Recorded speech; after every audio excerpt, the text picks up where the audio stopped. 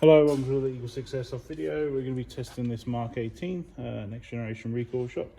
It has a level 3 internal build with a gate basic Titan. We've done the CTR stock at the back here and obviously modified it to fit the 1300 batteries. We've got the Laylax Trigger Pin, Prometheus flat nub, Prometheus barrel, Tightbore. We've got the R-hop installed on this particular one and an EagleSix M95 power spring. We get about 342 on twos. So all the details will be in the description for the video.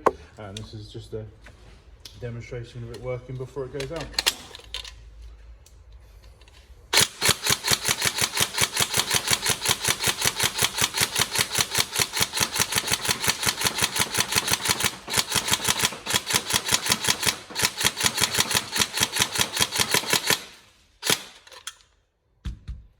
Ignore my broken mag.